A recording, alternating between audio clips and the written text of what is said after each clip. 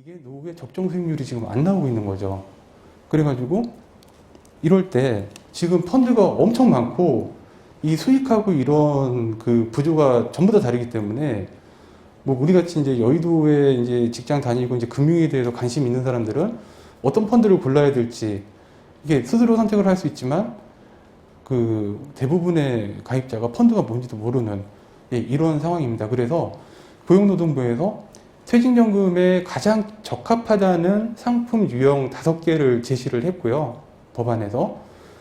그 유형 중에 고용노동부에 그리고 금융감독원에 사전 심의를 거치게 되는 적격 상품 중에 하나가 들어오게 돼요.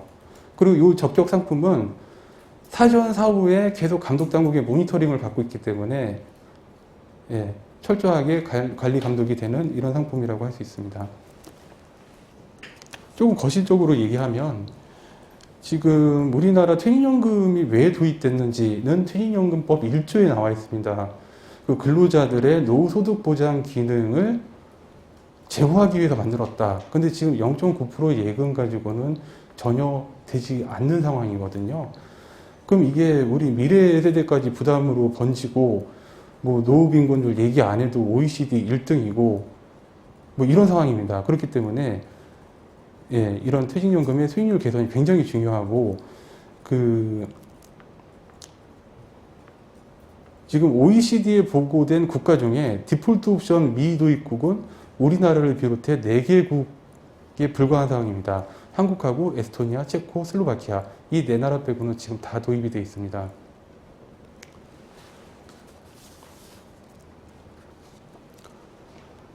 세 번째 보시면 사전 지정 운용 제도에서 아까 말씀드렸듯이 가입자가 미리 지정을 하는 겁니다. 자동으로 들어오는 거 아닙니다.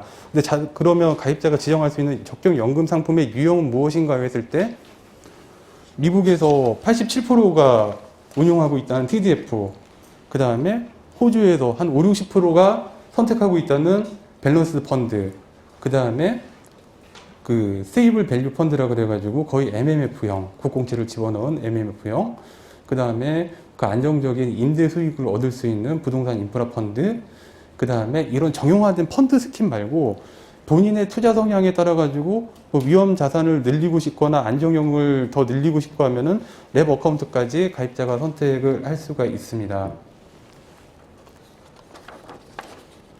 그 다음 네 번째, 그렇다면 이 적정 연금 상품에 왜 원리금 보장 상품이 없나요? 라는 문제가 굉장히 화두인데요.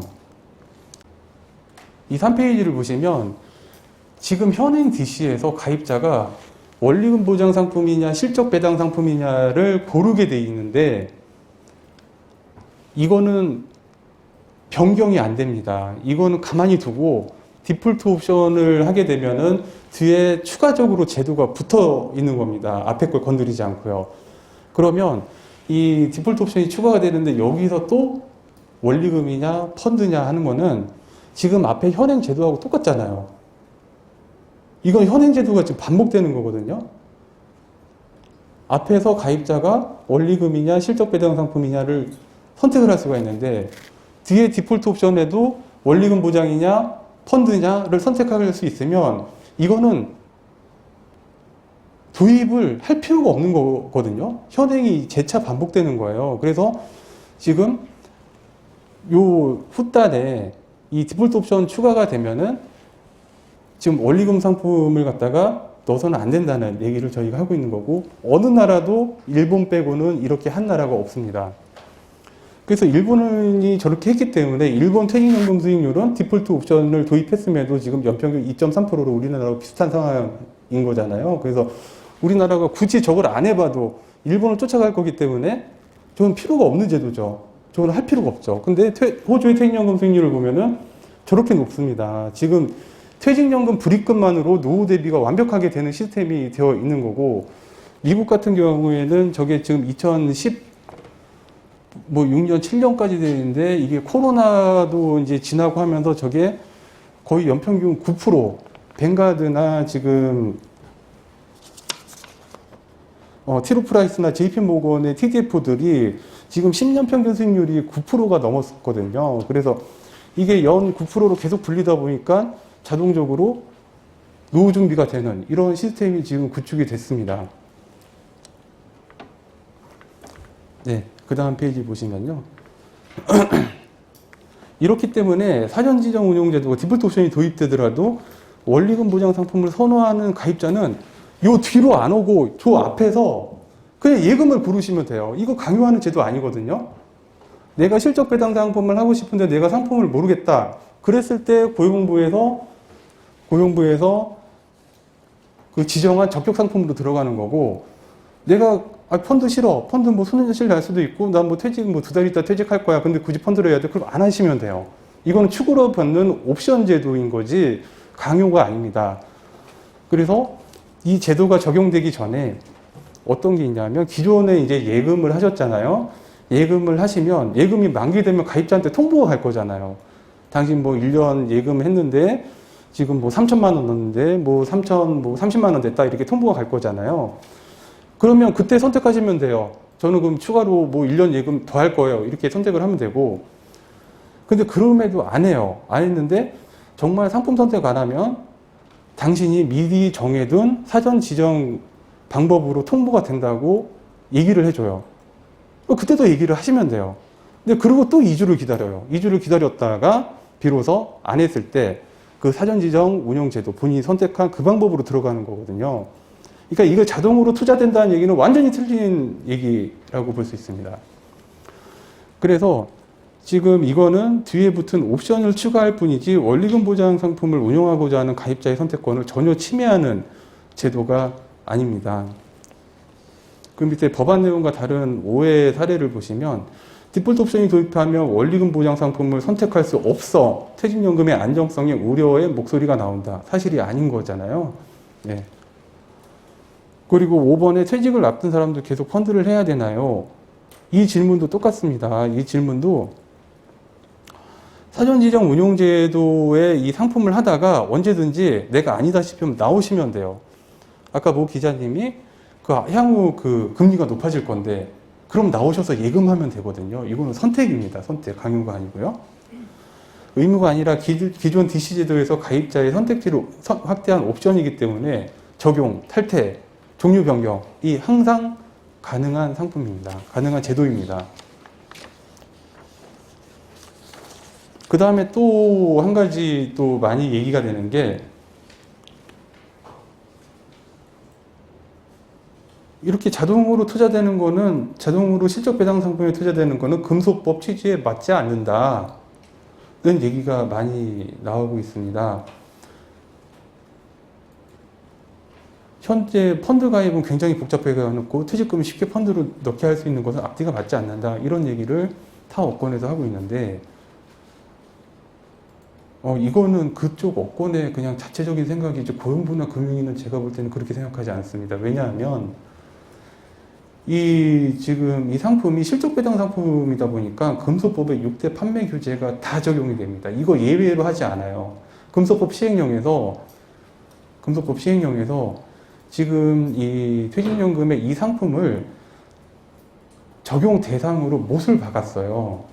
못을 박았기 때문에 이 디폴트 옵션 상품이 빠져나가지를 못합니다. 그래서 적합성의 원칙, 적정성의 원칙, 설명 의무, 불공정 영업행위 금지, 부당권유 행위 금지, 광고 규제가 다 적용이 됩니다. 다만 아까 말씀드렸듯이 이 디폴트 옵션이라는 게 일반적인 금융상품과는 다르잖아요. 지금 내가 만약에 펀드를 하고 싶으면 영업점에 가가지고 거기서 설명도 듣고 내 적합한 상품에 대해서 추천도 받고 부당 권유도 하면 안 되고 이런 거 받잖아요. 근데 디폴트 옵션은 지금 편입하는 게 아니잖아요. 내가 예금을 하고 있다가 나중에 일정 조건이 됐을 때 그 조건 하에서 들어가는 거잖아요. 그러면 내가 상품을 고를 때랑 실제 편입할 때랑 시차가 있다는 거죠.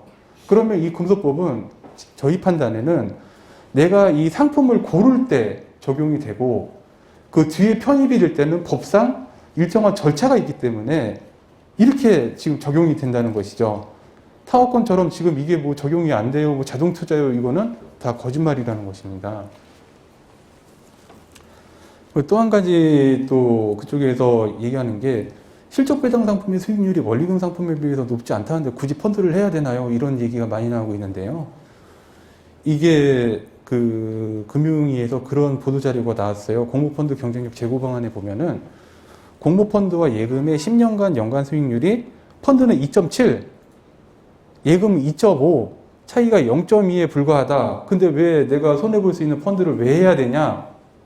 는 게 나온 거죠. 그런데 이것도 반대를 위한 억지 주장인 게 펀드 10년 수익률이 2.7%로 계산된 거는 그 펀드 안에 지수랑 반대로 가는 유형, 그 다음에 유가, 환율, 금리에 연동하는 유형, 방향성이 각기 다른 모든 펀드들을 다 평균한 값이에요.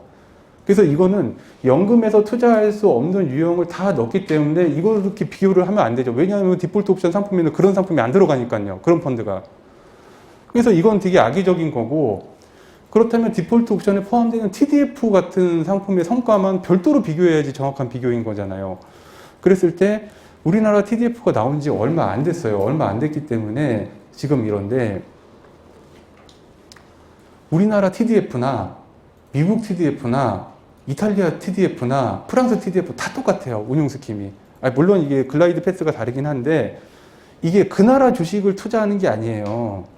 이게 글로벌 자산 배분을 하기 때문에 미국 TDF도 미국에 70% 담고 EU에 20% 담고 뭐 일본에 뭐 10% 담고 우리나라 TDF도 그런 비중이에요. 가서 그 투자 설명서 다 참고해 보시면 다 그런 비중으로 돼 있어요. 그리고 지금 우리나라 TDF 대부분이 이제 도입하면서 그 운용 역량을 배우기 위해서 몇 군데 빼고는 해외 운용사들 제휴를 맺어가지고 이 운용 스킴을 따라가고 있어요.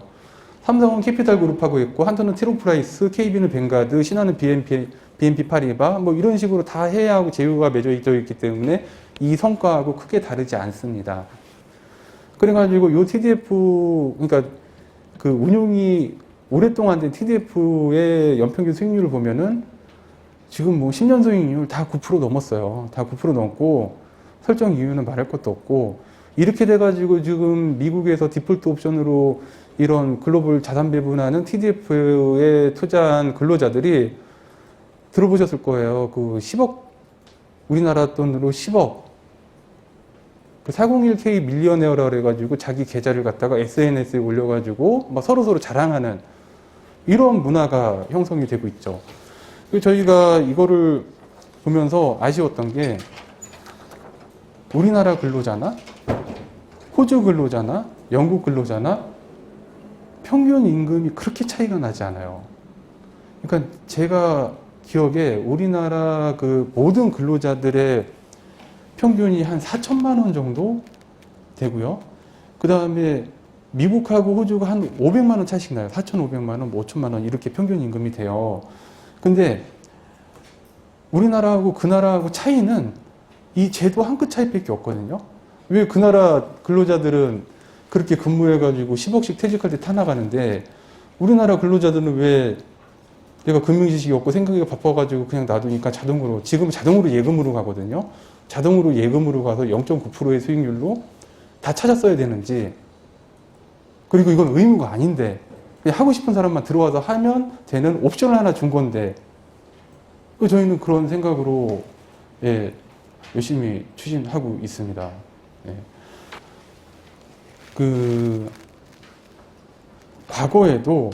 과거 국회 때도 디폴트 옵션 법안이 올라왔지만 결국 부결됐다. 이거는 안정성이 담보되지 않았기 때문이다 라고들 하시는데, 디폴트 옵션이 발의가 20대에 처음 됐어요. 김태년 의원이 2019년 10월에 처음으로 발의를 했는데 그게 회기 만료 석 달 전에 하신 거예요. 그래서 환노위에서 논의된 적이 없어요. 논의된 적이 없고 이번에 처음으로 올라가서 지금 환노위에서 논의가 되고 있습니다. 부결된 적이 없습니다. 예. 그래서 지금 뭐 여러 가지 이슈가 있는데 이거에 대해서 저희가 논리적으로 다 말씀을 드릴 수가 있고, 가장 중요한 것 중에 하나가 디폴트 옵션에 원리금 상품을 넣어야 되냐 빼야 되냐, 이 논의가 지금 거의 가장 핵심으로 볼 수 있는데, 아까 보여드린 그림 있잖아요. 이 그림이 그 저번 4월에 환노위 전문가 간담회가 있었어요. 이게 이제 그 각계각층의 의견을 들어보자 하는 취지로 그 한국연금학회장, 한국재보학회장, 이 현직은 아니고 그 현직 학회장이 여기서 그 직전 재무학회장, 그 다음에 한국노총, 민주노총, 은행증권보험 이렇게 들어가서 간담회를 냈어요. 근데 아까 그 그림을 보시고는 다 필요 없다. 이걸 왜 또 하냐?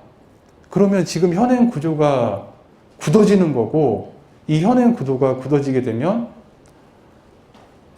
그 자동으로 예금을 넣어주는 보수 대가로 지금 퇴직연금 사업자들이 1년에 1조씩 받아가고 있어요. 이런 건 아니잖아요.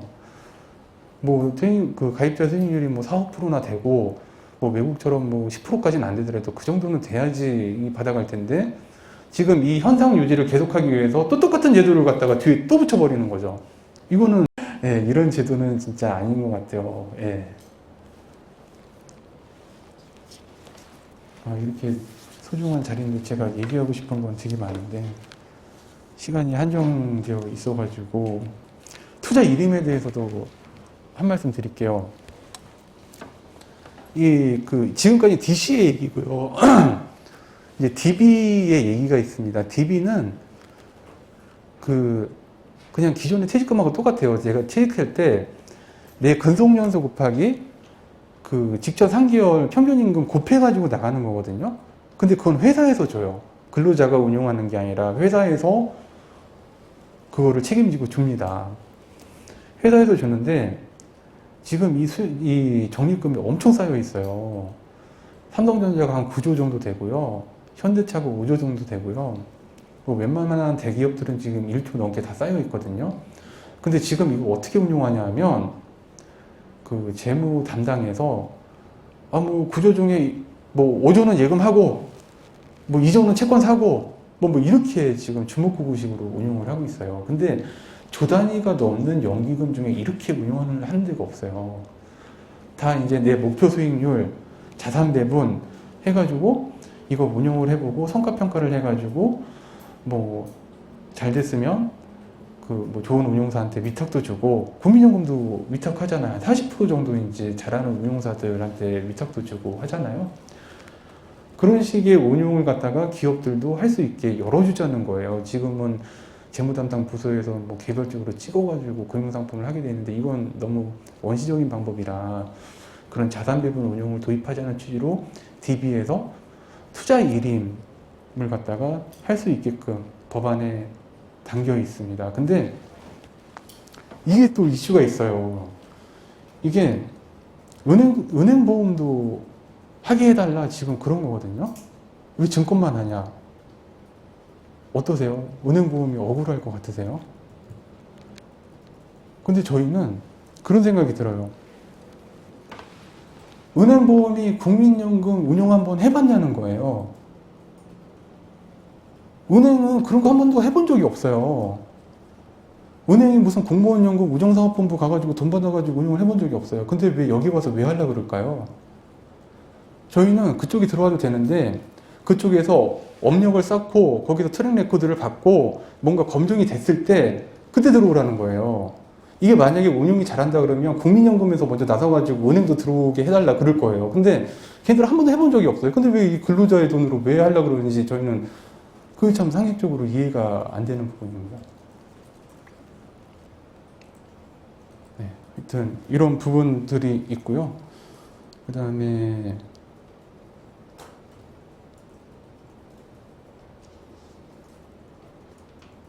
이런 것도 하나만 더 말씀드릴게요. 디폴트 옵션에서 면책 조항이 필요하다라는 얘기를 해요. 이게 손해를 볼 수 있기 때문에 면책을 줘야 된다. 근데 이거는 미국 얘기예요. 아까 말씀드렸잖아요. 미국은 내가 어디 입사하면 자동으로 그냥 펀드에 넣어버려요. 자동으로 펀드에 넣기 때문에 사업주가 이거에 대해서 근로자들에 대해서 책임을 져야 되는데 미국 연방 그 연금법에서 이걸 갖다가 면책을 시켜줬어요. 뭐 적절하게 잘 분산됐고 공시도 잘하고 투자자들한테 잘 알려지고 뭐 몇 가지 요건만 지키면 이렇게 자동으로 투자돼도 손실을 봐도 책임을 묻지 않겠다라는 게 들어오고 있어요. 이거는 자동 투자가 됐을 때의 얘기예요. 근데 지금은 저희는 이게 선택형이잖아요. 네. 근로자가 직접 고르는 거잖아요. 이게 어불성설이라는 거죠. 질문 받겠습니다. 네.